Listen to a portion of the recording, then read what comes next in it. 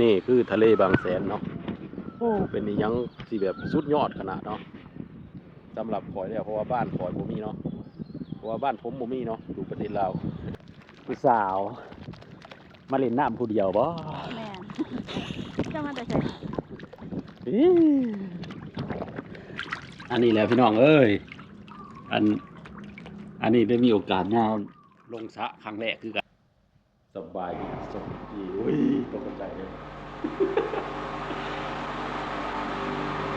สบายดีสวัสดีวันนี้น้องเนาะตอนเช้าเนาะอยู่ที่บางแสนที่ห้องพักพี่น้องเดี๋ยวพาที่มาเบิ่งพาผมไปพี่น้องมาเบิ่งบรรยากาศยามเช้าเนาะอยู่ข้างบนเนาะข้างบนตึกที่เฮาพักอยู่เนาะในบางแสนพี่น้องเฮาย่างขึ้นมาบรรยากาศยามเช้าอยู่ตึกข้างบนเนาะปาตินี่เนียมไปทั้งนั้นฝั่งในเมืองเนาะพี่น้องฝั่งในเมืองแล้วก็ทางนี้ก็เป็นทะเลเนาะน้ำขึ้นเลยพี่น้องเอ้ยเมื่อคืนนี้เขายังลงไปหาจับหอยเนาะอยู่ทางนั้นอันนี้น้ำขึ้นแล้วน้ำทะเลขึ้นแล้วนี่เนาะเขามากะจีมีห้องฟิตเนสเนาะข้างบนชั้นบนเนาะพี่น้องห้องออกกำลังกายคนบ่ได้ออกห้องออก แล้วก็มองนี่สิเป็นสระว่ายน้ำข้างบนนี่เลยสระว่ายน้ำนี่วิวยามเสาร์พี่น้องเลย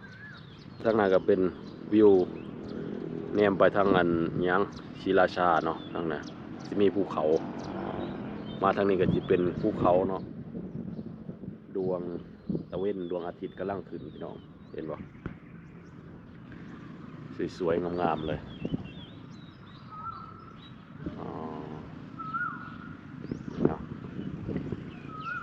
งามมาลีพี่น้องเอ้ยบอกได้เลยว่าสถานที่ท่องเที่ยวแค่นี้มันก็โอเคแล้วเนาะแต่สำหรับคอยแล้วสำนีถือว่าการรู้ล้าแล้วพี่น้องเอ้ยครั้งหนึ่งในชีวิตเนาะที่ได้มาเที่ยวแบบนี้นี่แนมลงไปเนาะสระว่ายน้ำอันนั้นก็เป็นทะเลเนาะวิวสวยอันนี้ก็ซิมีหม่องอาบแดดเนาะเฮาดำอยู่แล้วบ่ต้องอาบก็ได้มั้ง นี่เนาะทางลงอันนี้สระว่ายน้ำพี่น้องอันนี้น้ำใสยามมื้อเช้าว่าสิไปออกกำลังกายก่อนได้สิมาอาบน้ำแล้วก็จังสิลงไปเนาะถ้าพี่น้องผู้ชมท่านใดเห็นคลิปนี้แล้วก็ถูกใจอยากมากอะมาเที่ยวแล้วก็หาห้องพักแบบนี้ได้เนาะพี่น้องถ้าเฮามาค้างคืนจะคืนหนึ่งเนาะอันนี้เฮาก็มาบางแสน1 มื้อก็1 คืนพี่น้องเอ้ยนี่เลยครับเดี๋ยวสิพาเราเบิ่งไปครับ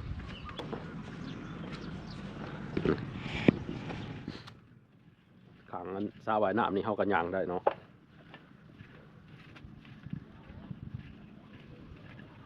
นี่พี่น้องเนาะอันนี้ก็คือถนนริมหาดยามมื้อเช้านี่ยามมื้อแลงนี่คนสิมาขายเครื่องขายของหลายร้านอาหารหลายเลยที่เฮาถ่ายให้เบิ่งเมื่อคืนนี่เนาะนี่เลยย่างเลาะตามริมหาดพูดแหละหมดปุ๊บยามมื้อเช้านี่บรรยากาศดีพี่น้องเอ้ยนี่คือทะเลบางแสนเนาะโอ้เป็นยังที่แบบสุดยอดขนาดเนาะสำหรับข่อยเนี่ยเพราะว่าบ้านข่อยบ่มีเนาะเพราะว่าบ้านผมบ่มีเนาะอยู่ประเทศลาวบ้านผมบ่มีแบบนี้เด้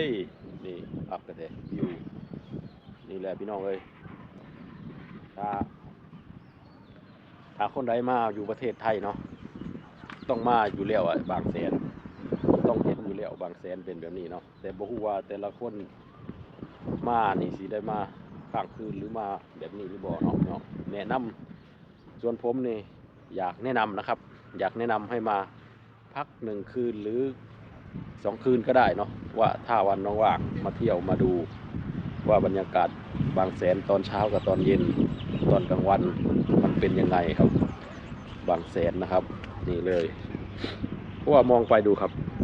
ฝั่งนี้เป็นทะเลนะแล้วฝั่งตะวันออก จะนี่นะครับตอนเช้าจะขึ้นตะวันจะขึ้นตรงยอดเขาเลยเนาะมองรอบๆ ทางนู้นจะเป็นในเมืองอำเภอเมืองชนนะครับเมืองชลบุรีเนาะนี่ฝั่งทางนู้นนี่ฝั่งทางนู้นจะเป็นเขาสามมุกทางนู้นเนาะฝั่งทางนู้นอ่างศิลานะนี่เลยนะครับหาดบางแสนป่ะเดี๋ยวเขาไปเป็นออกกำลังกายเบิ่งก่อนเพื่อยังใส่ได้อยู่บ่เนาะเพื่อออกกำลังกายนี่มีแอร์ได้พี่น้องเลยนี่เบิ่งลองเบิ่งก่อนจะเคลื่อน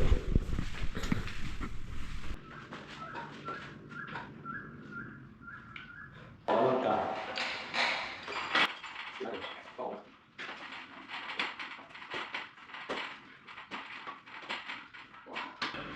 หนื่อยอยู่ดิเมื่อยเทื่อละ10ไปซื้อกันยังเมื่อยเด้เกเนาะพี่น้องบาดนี้เดียวมันสิไปอาบน้ำบัดนี้ลงสระเดี๋ยวมันสิลงไปอาบน้ำอยู่สระเนาะนี่เด้อพี่น้องบรรยากาศสระว่ายน้ำเนาะมาอะลีเลิกกะลีได้ดิ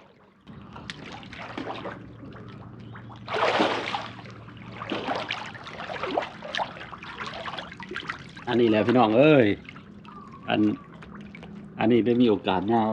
ลงสระครั้งแรกคือกันได้นี่ลงอาบน้ำในสระครั้งแรกยามเช้าเนาะหลังจากเราออกกำลังกายเนาะแล้วเราก็มาลงสระอาบน้ำก่อนสักพักแช่น้ำก่อนบอกกาลงไปเลิกอยู่ได้เดี๋ยวจังหน่อยสิพาซุ่มในบ้านน่ะกับน้องสาวเพิ่นมาเล่นเนาะโอเคพี่น้องเดี๋ยวอาบน้ำสำนีก่อนสีหนาวๆเนาะอันนี้มองไว้ให้เด็กน้อยเล่นมาบ้านนี้พาผู้สาวเพิ่นมาถ่ายรูปได้บ้านนี้มาพาลงสระน้ำนี่โอ้ยบ่มีคนมาบ้านนี้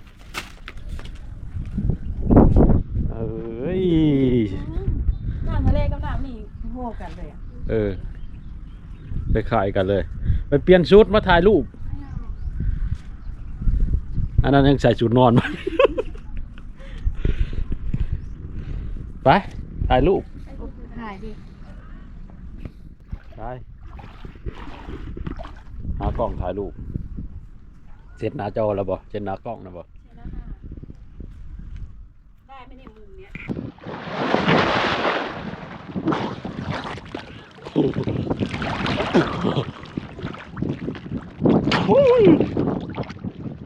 มาชมบรรยากาศน้ำกันนี่เนาะสวยงามขนาดเลยหนาวสาวมาเล่นน้ำผู้เดียวบ่แม่จะมาแต่ใส่ตรงนี้บรรยากาศอันนี้เขาอยู่สระน้ำเนาะดาดฟ้าเลยมองลงไปเนาะอันนั้นหาดบางทะเลบางแสนอันนี้น้ำคือไรเป็นไรก่อนใช่นี่ในสารแม่หาซิรวมหัวเจาะถึงจ้ะทั้งคือว่าถึงค่ะรวมหัวเจาะเลยอันนี้ก็คือประสบการณ์ครั้งแรกที่ได้ลงสระครั้งแรกอะไรเลยนี่ครั้งแรกอะไรลงสระเนาะวิวสวยทะเลบางแสน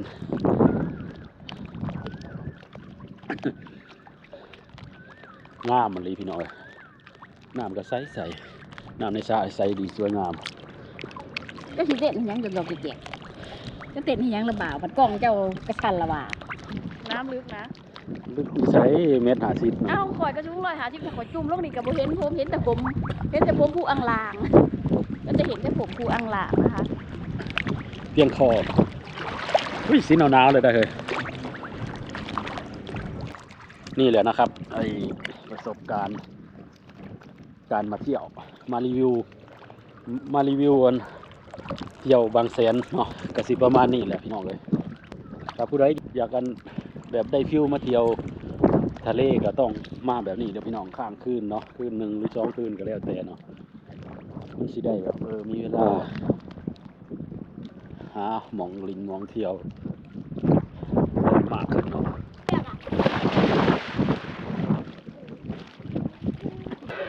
นานๆจะได้มาเล่นเนาะก็เล่นให้มันสุดๆไปเลย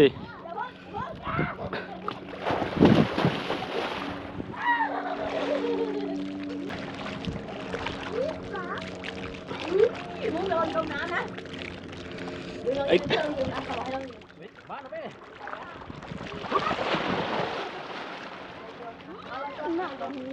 เจ้าขี่หลังอะไรเลย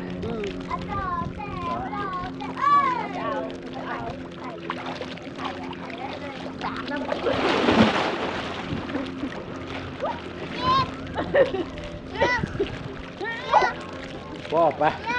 โอเคโอเคเนาะ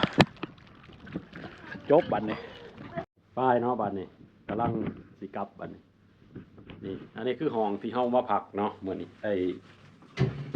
มื้อตอนมาบ่ได้ถ่ายเนาะบัดสิเมื่อจากสิถ่ายเนี่ยนี่เนาะอันนี้ห้องมาพักมี2มีห้องมี1ห้องนอน1ห้องโถงและอันนี้หม้องนี้ก็นอนได้เนาะ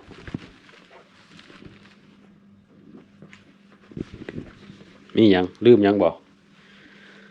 ลืมแต่ความทรงจำแต่ตรงนี้ค่ะ ปลาเอาการ์ดเนาะนี่ของ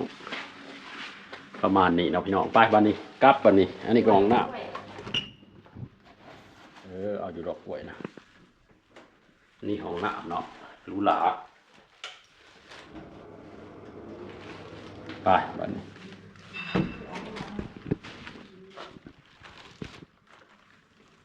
ปิดไฟให้ด้วยบ้านเพื่อนมีบ้านเพื่อนนะคะ เอาปิดไฟให้ด้วยไปเอาวัน ขยะก็ต้องเก็บให้ ขยะก็ต้องเก็บ การออกมายังคะ